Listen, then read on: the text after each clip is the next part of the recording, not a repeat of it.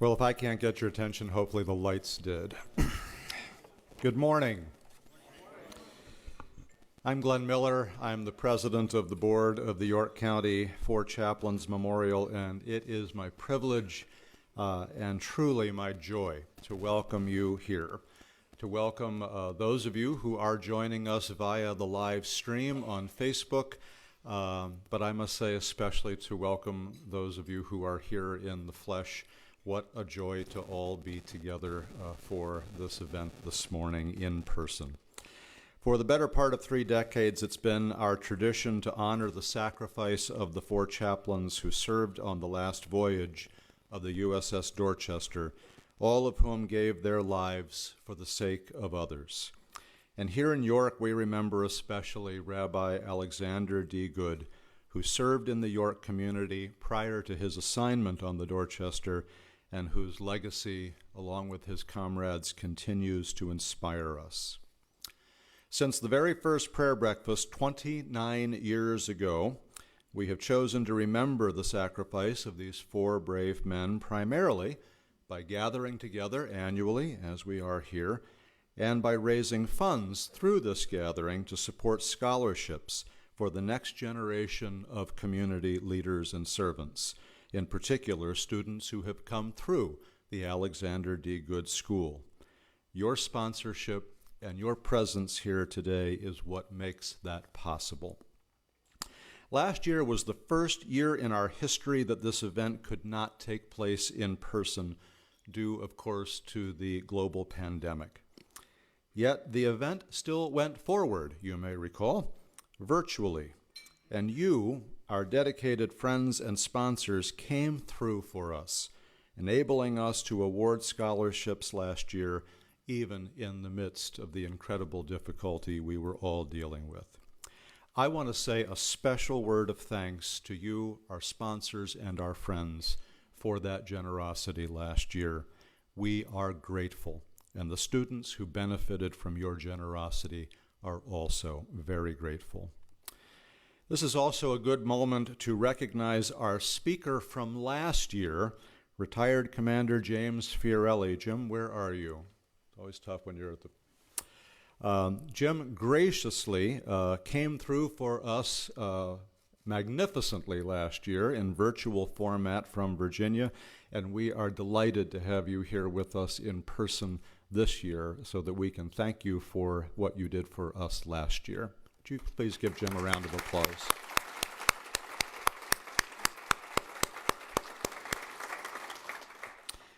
We would also like to publicly thank this year our major sponsors. We are grateful for all the gifts that come in, but our major sponsors who make this possible with their generosity. Our grand sponsors this year are People's Bank and an anonymous friend. Our gold sponsors, ACNB Bank, Gladfelter Insurance Group, M&T Bank, Wolf Printing, York County Chamber Foundation, and the York Water Company. And our silver sponsors, Bailey's Zero Hazard LLC, C.S. Davidson Consulting and Engineers, the City of York, Collins Wagner Insurance Agency, the Powder Mill Foundation, St. John's Episcopal Church, Stock and Leader, Weinstein Realty Consultants, the York County Department of Veterans Affairs, and York Traditions Bank. Would you please join me in giving these donors and friends a round of applause?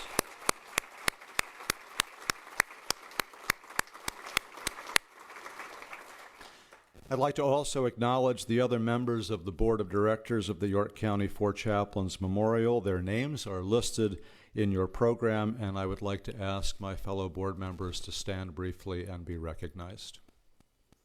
I know you're here.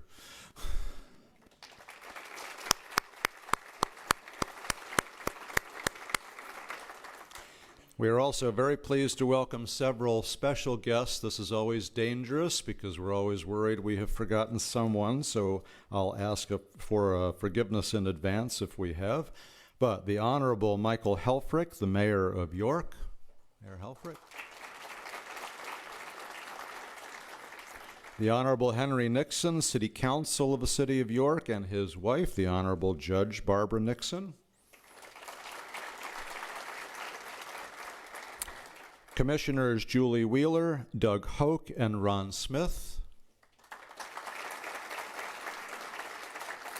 The Honorable Kristen Phillips Hill, the Pennsylvania State Senate. And the Honorable Mike Jones, Pennsylvania House of Representatives. It is now my pleasure to introduce Brian Tate, member of the Board of Directors and York County Register of Wills Extraordinaire, who will sing for us the pledge. He will not sing the pledge. He'll sing the national anthem. You could sing the pledge if you'd like. If anybody could pull it off, you could. So, Brian, it's all yours. Please rise. Oh, say, can you see by the dawn's early light what so proudly we hailed at the twilight's last gleaming, whose broad stripes and bright stars through the perilous fight o'er the ramparts we watched were so gallantly streaming?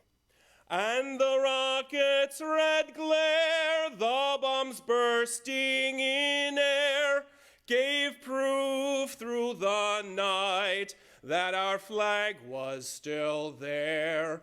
Oh, say, does that star-spangled banner yet wave o'er the land of the free and the home of the brave?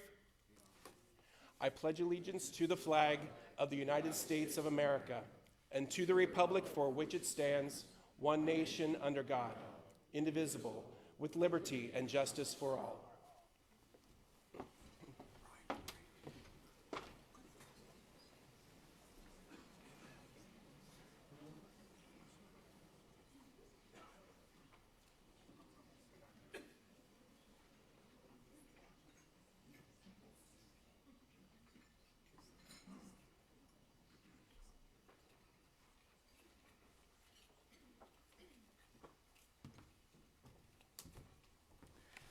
I know that you all just got comfortable, but for the invocation, I am going to invite you to please rise.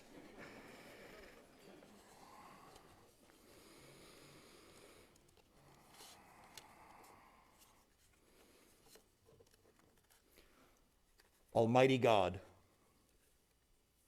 we thank you for the many blessings which you have so graciously bestowed upon us.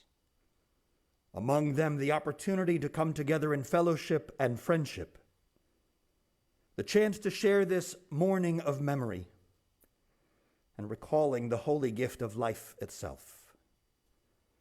We feel especially blessed this year in particular by all those who worked so diligently behind the scenes to ensure that we could come together in person even with continued necessary limitations and precautions, to remember the heroism displayed that fateful night in 1943. A heroism that exists in every age, in different forms. As in ours, we have watched in awe all those on the front lines of patient care across our great nation and around the world, exhausted physically and emotionally, tending to the sick, the scared, and the bereft. Throughout this COVID pandemic, we have been time and again reminded of the goodness of humanity and of the common threads that bind us together as one family on earth. This morning, as we once again recall the selfless acts of our immortal four chaplains who rest arm in arm for all eternity in God's loving embrace, may we learn from their example and from the countless examples of all those who throughout their own life journey continue to put the needs of others before themselves. Let us take all that we have experienced and learned and shared throughout this past year and a half, and resolve to come together, as did our 4 immortal chaplains, for the sake of others, for loved ones and strangers alike, for community and for country. And let us always remember that spark of the divine that resides within each one of us, guiding us to make our world a better place for all.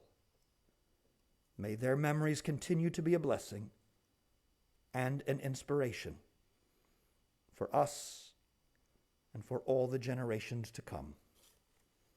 Amen. Please be seated.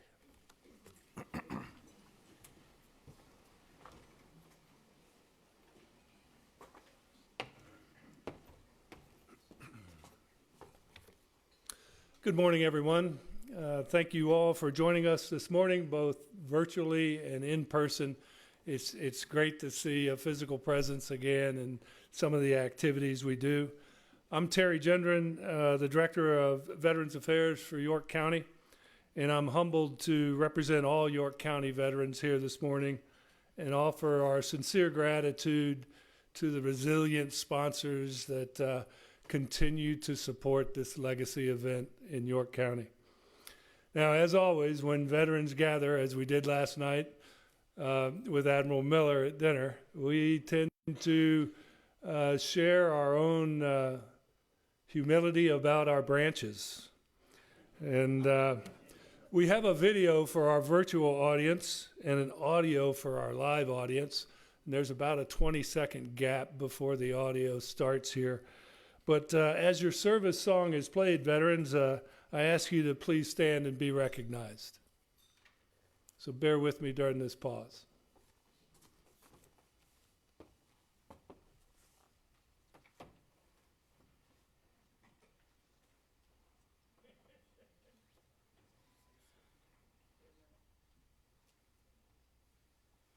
The United States Army.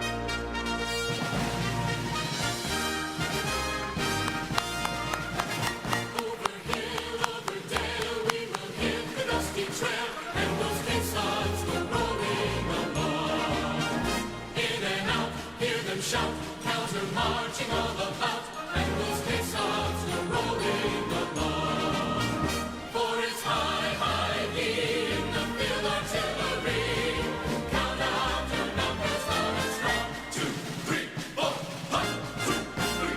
And wherever you go, you will always know that those caissons go rolling along.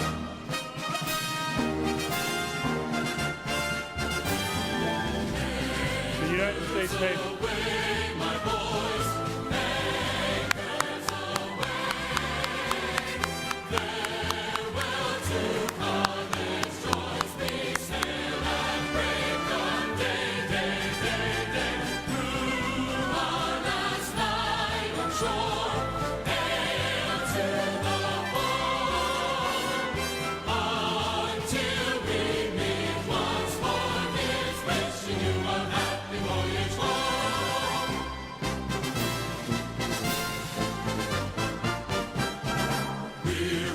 U.S. Coast Guard.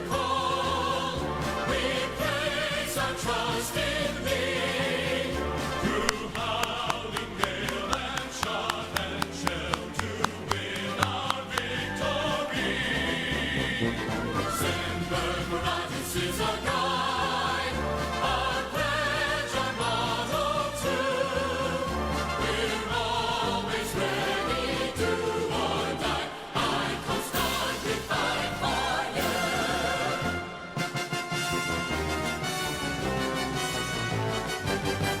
Off we go.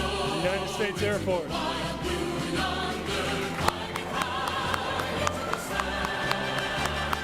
Here they come to lead our thunder.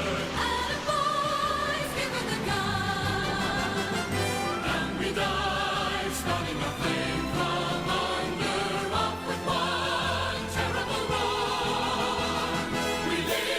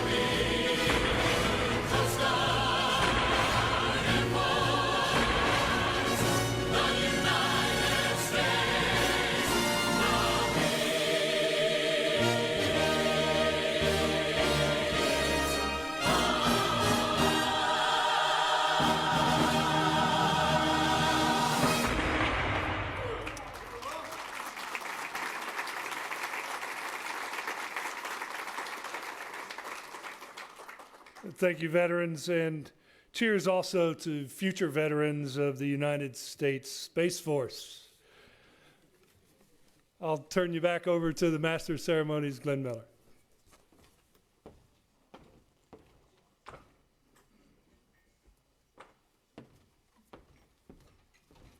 Harry, I think we were all wondering whether the Space Force had a song yet. We were kind of waiting there in bated breath. In normal, meaning pre-COVID times, one of our delights on this morning has always been to welcome the singers from the Alexander D. Good School Chorus. What we commemorate at this event is intimately tied to the Good School and the generations of students who pass by that sacred name every day. Sadly, public singing is still deemed unsafe, but we are delighted to welcome today Ms. Gina Croniger, the assistant principal of the Good School. While relatively new to the school, Gina has been in the York City School District for 22 years, having served first as special educator and then having joined the staff at the Good School as assistant principal 2 years ago. She also shared with me that she is herself a singer. Although she is not going to sing for us today, she's going to speak. Ladies and gentlemen, please welcome Gina.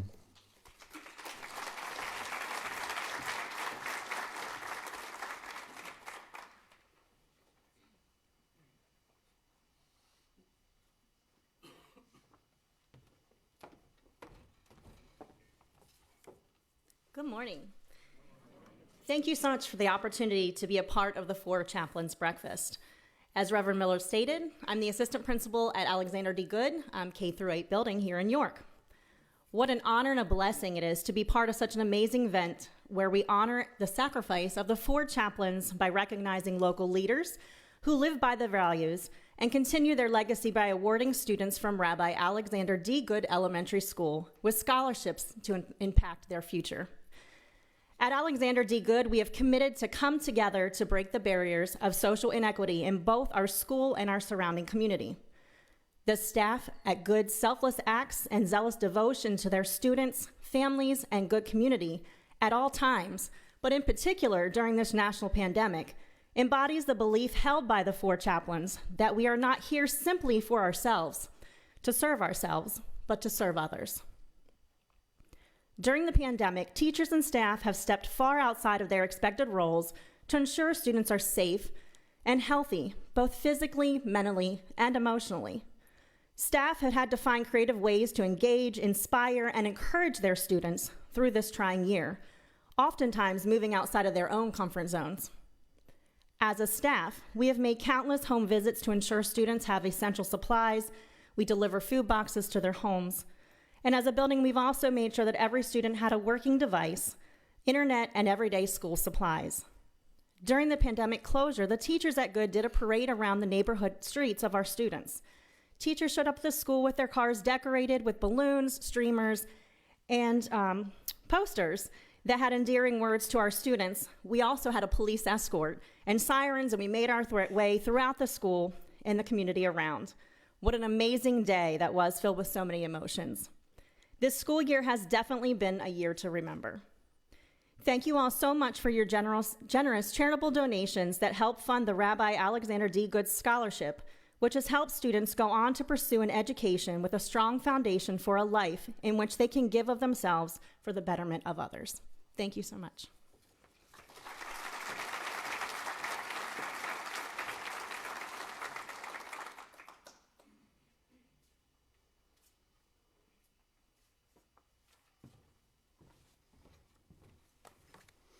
Good morning. My name is Lou Labaton, and I got to tell you, it's really good to see everybody in the room today. So thank you for being here. Vice Admiral DeWolf Miller III retired. Today's keynote speaker is a longtime friend. I knew him as Chip Miller. We graduated from York Suburban class of 1977. Well, not necessarily together. He was more at the top of the class, and let's say I wasn't. Chip grew up in York, and after graduation, he attended the U.S. Naval Academy in Annapolis. Upon graduation from Academy in 81, Chip married his sweetheart, Ellen, also from York, and then embarked on a career as a naval aviator and fighter pilot.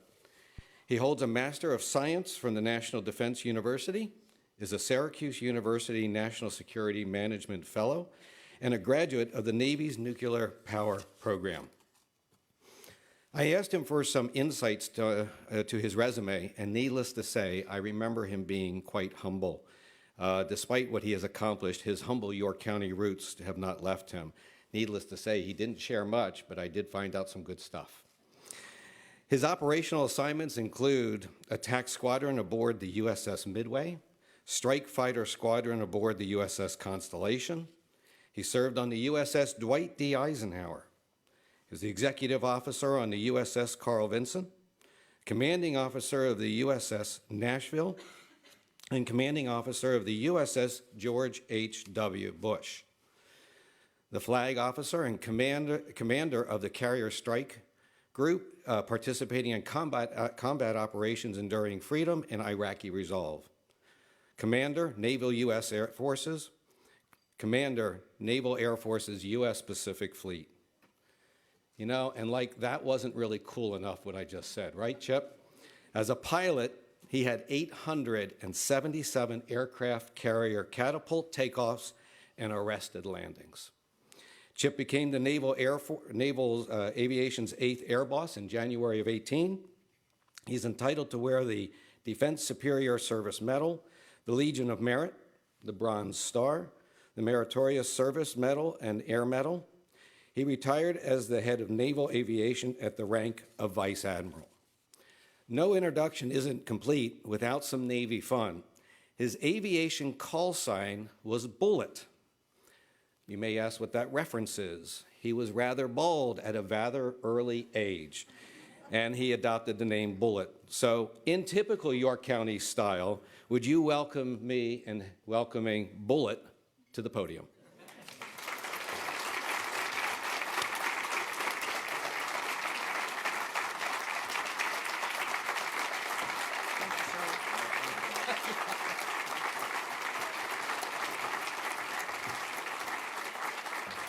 Oh, goodness. Please sit down. Thanks. How's everybody doing today? What a great day and what a fantastic event. Lou, thank you, sir, for that kind introduction, and my sincere thanks both to you and Nathan Leitner for inviting me to speak this morning. So I'll admit that I'm humbled to be here at such a meaningful event, surrounded by local dignitaries, military vets, longtime friends, personal mentors, better said, personal heroes. As Lou mentioned, I left York in 1977, the summer after graduating from high school, and have finally returned home after 44 years later with my amazing and wonderful wife, Ellen, who I met when I was 13 years old at a family picnic at her farm in Seven Valleys.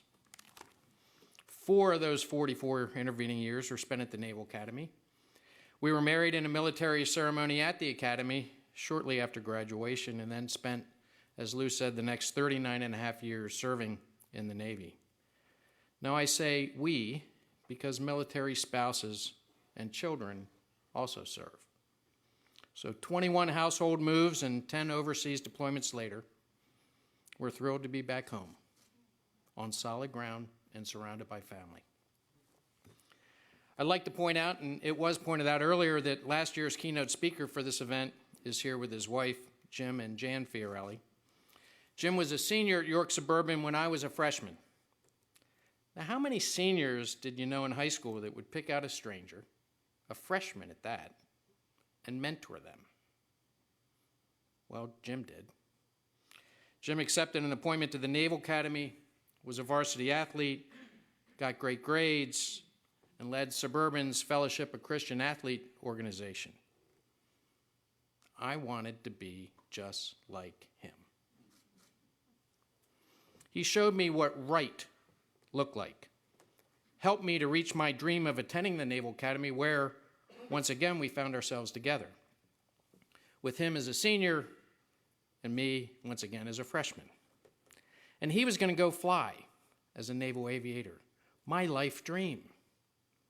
So once again, lessons learned were passed, and a lifelong friendship built on respect ensued. Now, the Fiorellis have 3 children, all currently serving our country. 2 Naval Academy graduates, one went Navy, one went Marine Corps. And a West Point grad. I mention this because it shows the influence that one human being can have on another by reaching out and saying, I care about you. It shows how fate, how God brings people into our lives that influence decisions we make that change the trajectory of our lives and the lives of others.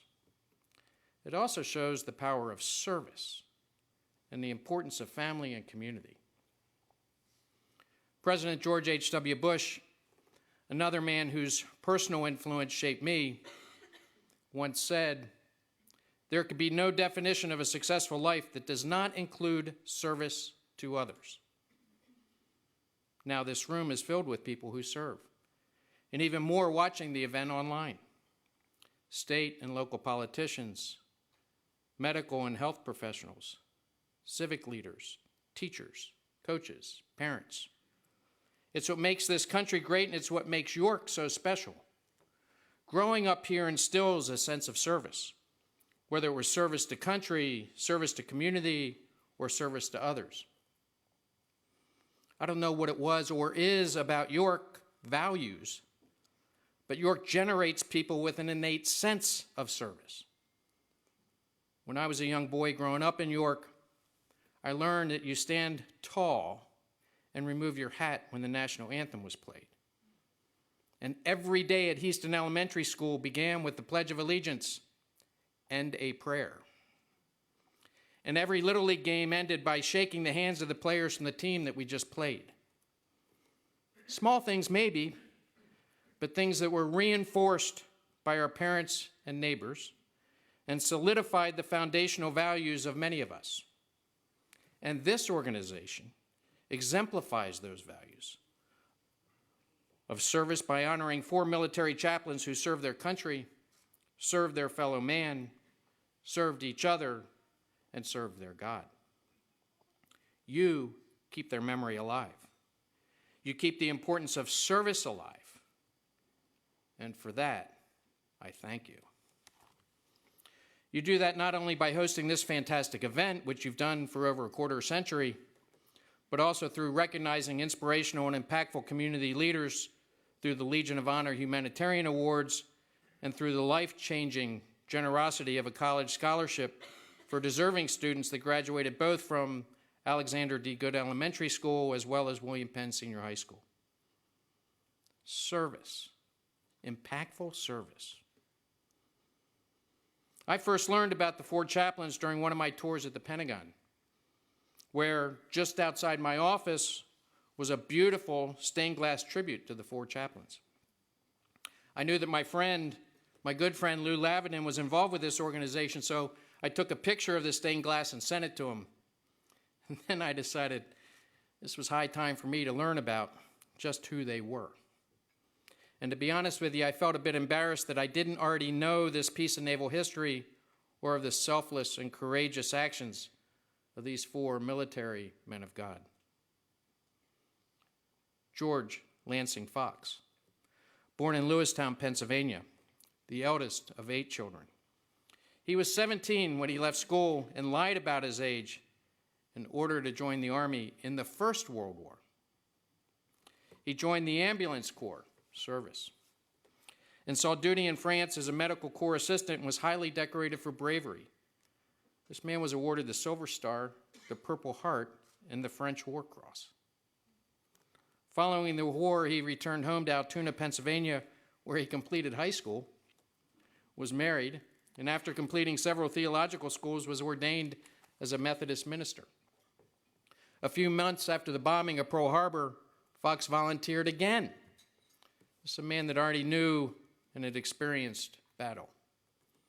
This time, however, to serve as an Army chaplain.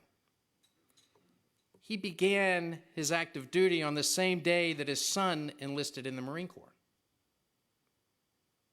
Can you imagine this family? If this isn't service defined, I don't know what is.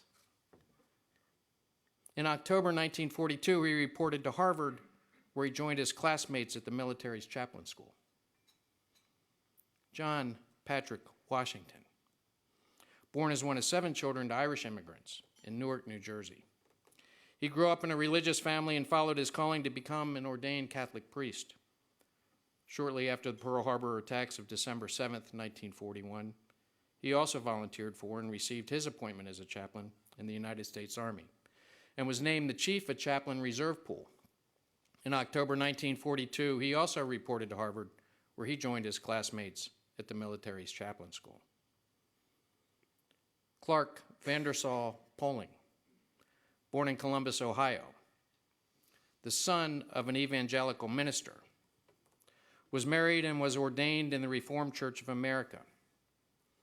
With the outbreak of World War II, Poling decided to enter the Army, wanting to face the same dangers as others.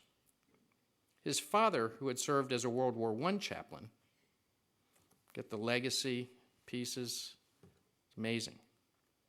His father served as a World War I chaplain, cautioned him that chaplains risk and give their lives too.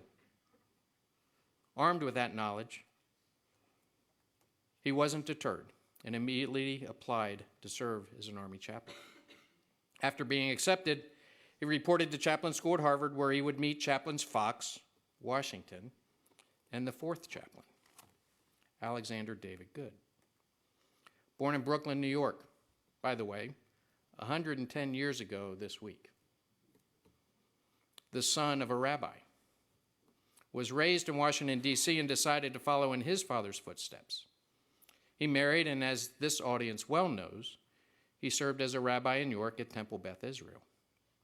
In 1941, Good founded Boy Scout Troop 37 in York as a multicultural mixed-race troop, the first troop in the United States to have scouts earn Catholic, Jewish, and Protestant awards. Later that year, he applied to become a Navy chaplain. Wasn't accepted. After the attack on Pearl Harbor, not to be deterred, he applied again, this time to the Army, and received an appointment as a chaplain with orders to chaplain school at Harvard. I'll count that one as a win for Army. So in the winter of 1942 at chaplain school at Harvard, these 4 men became colleagues and close friends. Although from diverse backgrounds, from differing geographic locations, they were bound together for a love of God and a strong desire to serve. They were all servants. Servant leaders who shared values that always put God and country above self. It came natural to them. Now, it's said that you never measure the character of an individual when times are good, that the true nature of a person's character reveals itself in crisis.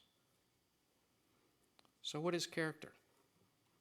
And how is it developed? My favorite description of this comes from a book, oddly enough, written by 2 West Point grads, titled Becoming a Leader of Character. To summarize, our character starts with our thoughts. Our thoughts influence our words. Our words lead us to our actions, and our actions repeated over time become our habits. And it's our habits that form our character. So if you believe that account of character development, which I do, and you agree that true character reveals itself under stress and crisis, then you'll understand why the 4 chaplains took the actions they did on that frigid February night in 1943 after their ship that was taking them to Greenland and then scheduled to continue on to England, the SS Dorchester, was violently struck by a torpedo fired from a German U-boat. Now it's 12:55 in the morning, late night, early morning. Damage was severe. Ship's power was lost. The ship was listing so severely that many of the portside lifeboats couldn't be released. Other lifeboats that had been released capsized due to overcrowding.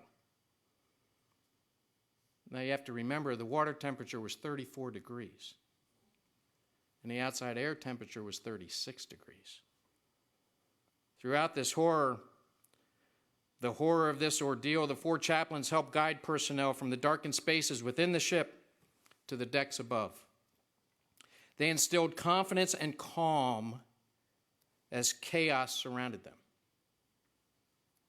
And they did this individually and instinctively.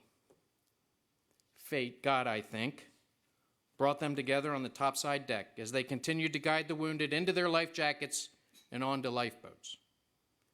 When it became clear that there weren't enough life jackets to go around, they removed theirs without hesitation and gave them to others.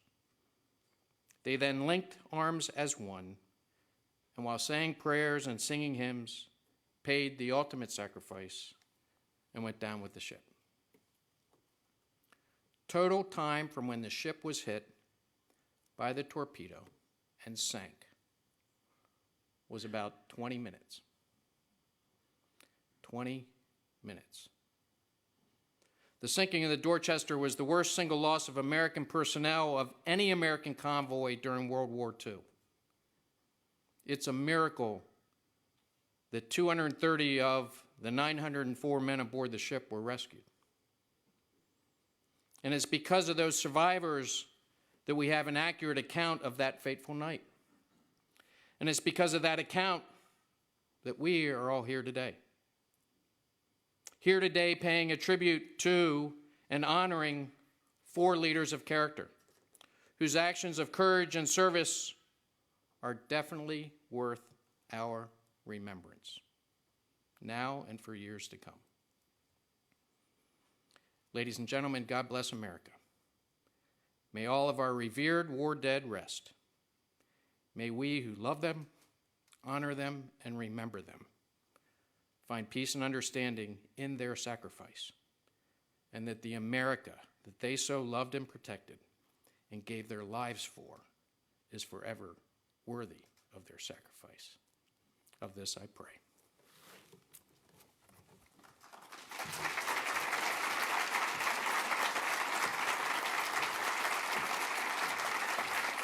Chip, don't wander off.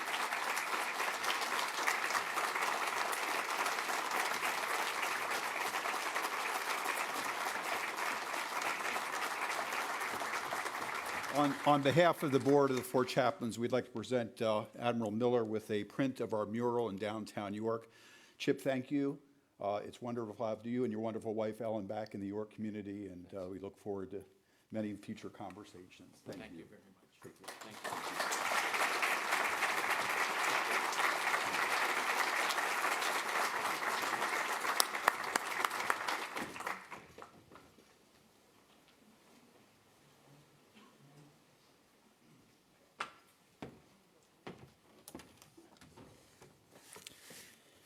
It seems that every year we have magnificent speakers, and we always think, how can we keep the bar as high as it's been set?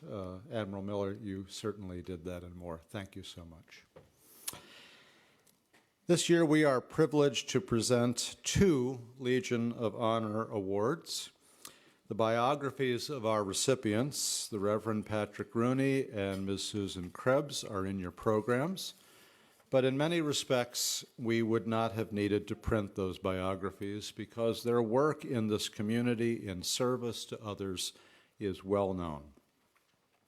The Legion of Honor Award is given in conjunction with the National Four Chaplains Memorial in Philadelphia, which must concur that those nominations meet the criteria for the award. In the case of our 2 recipients today, they both met and far exceeded that bar. They join a remarkable group of men and women who have come before them. Last evening, I received a rather distressing phone call from Pastor Rooney informing me that he was rather seriously under the weather. I believe as we speak, he is minus a gallbladder. So sadly, I must present this award to him in absentia. When Patty came to serve Christ Lutheran Church here in the city of York, he threw himself both into the parish he was called to serve and into the city of York community as well. He has served on numerous committees and boards, many of which are listed in his biography, He brought passion and dedication to each of those endeavors. When he retired from full-time ministry, and I succeeded him as the interim pastor of Christ Lutheran, there was no let-up in his community service, which continues to this day, and has, by the way, included, nearly since its inception, service on the Four Chaplains Memorial Prayer Breakfast and now board. Patty will soon be leaving York for a well-deserved retirement in the South to be closer to his children and grandchildren, but his mark on York will be lasting. It is my privilege to present to my colleague and friend the first of today's Legion of Honor awards, to the Reverend Patrick J. Rooney. And would you please give him a round of applause?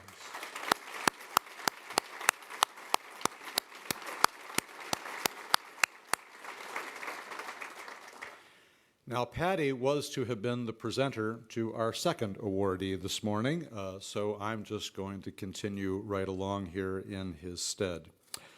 Sue Krebs has been a quiet, dedicated force for good in York community for decades. Her biography in your program reflects that she has lent her considerable talents to a number of worthy causes in York. While all of that service has been important, I suspect she would consider her role in helping to found the York Academy Regional Charter School among her top accomplishments, and what an impact that has had on our community over the years. Through her steady, faithful service, York is a better place, and we are therefore delighted to present the second Legion of Honor Award this year to Mrs. Susan Krebs. Would you please join me, Sue?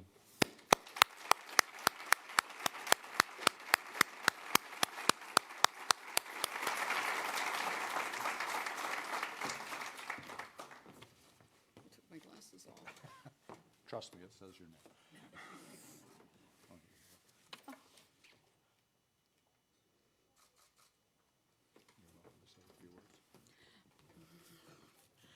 Well, my husband is here, and what he would tell you is the key to all of this was that you have to be willing to give 1 million volunteer hours, and so that's really what I've done. I've always worked, but I always had the luxury of giving 1 million volunteer hours, and I'm really proud of what my partners and I have been able to do for this community. So thank you for this honor. I grew up in York, so I've always been aware of the legacy of the Four Chaplains, and it makes me very proud to receive this award, so thank you. You finished with me. Yes, ma'am.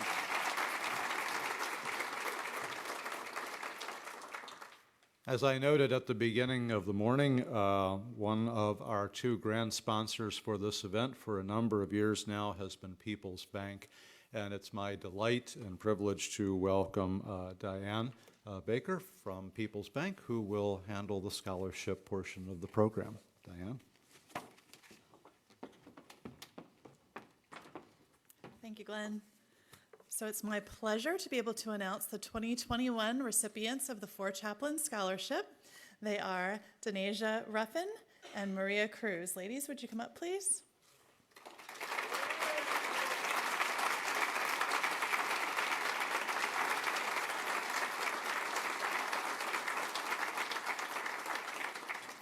And I offered to speak for them, but they would like to tell you where they're going to college and what they're thinking of studying. Denasia, congratulations. Thank you.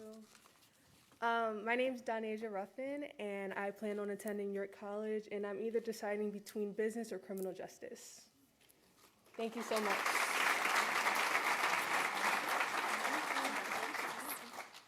Hi, my name is Maria Cruz, and I'm also attending York College, and I'm planning on studying nursing.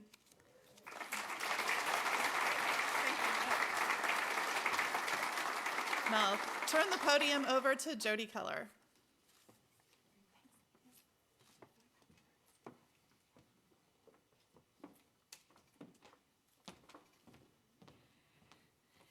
Thank you, Diane, and congratulations, ladies, Maria, Donasia.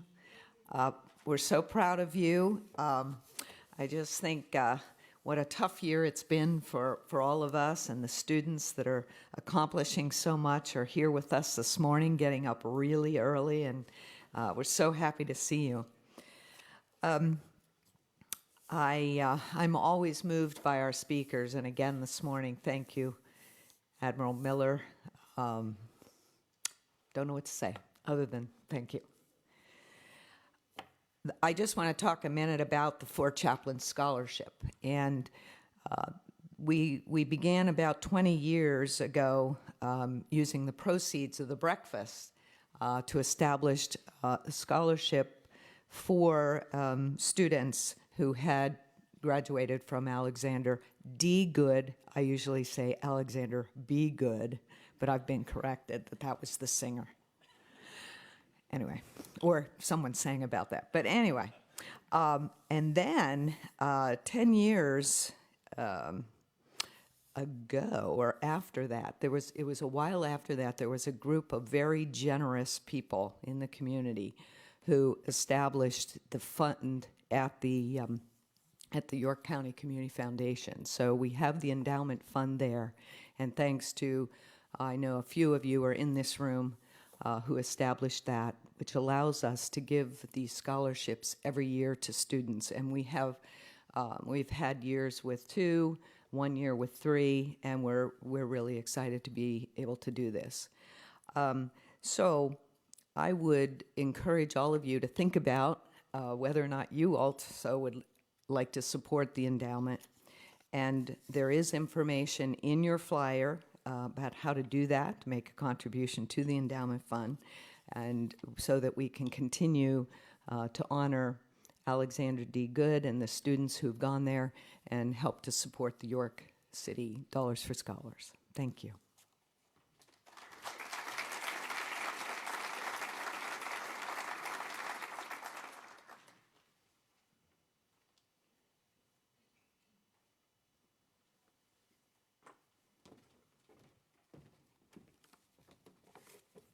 I'm sorry you have to hear from me again.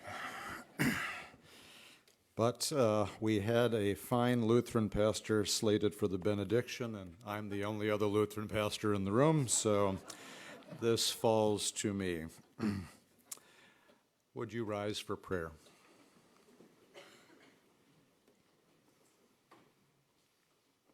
Let us pray. Lord God, on the deck of the SS Dorchester, 4 men, towering men of different faiths and denominations, showed through their actions what true love for one's fellow human being looks like. Through their sacrifice, the last full measure of devotion, they saved the lives of others and set for us a shining, eternal example that we strive to follow. Strengthen us this day to model ourselves after them. Give us courage to do what is right, but often difficult. Give us compassion to care more for others than for ourselves. Give us wisdom to persevere in service to others. To you, Lord, the one God of many names, we pray. Amen. Please remain standing for taps.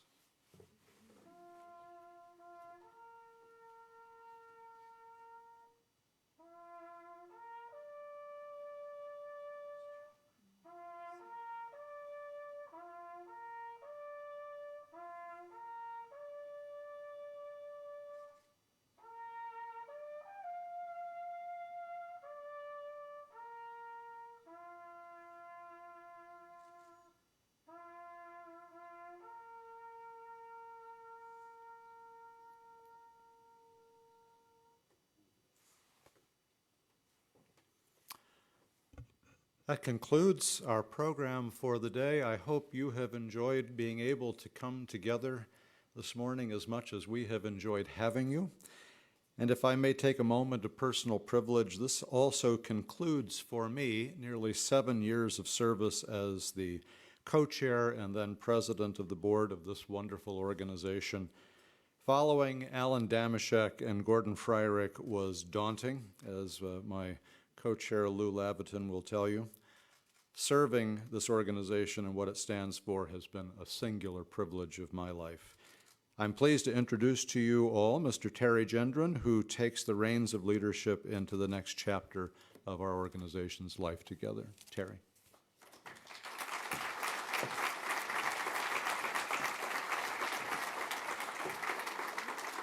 Thank you, Lou. And it is a daunting task, and I want to send you on your way with a teaser for next year's 30th anniversary.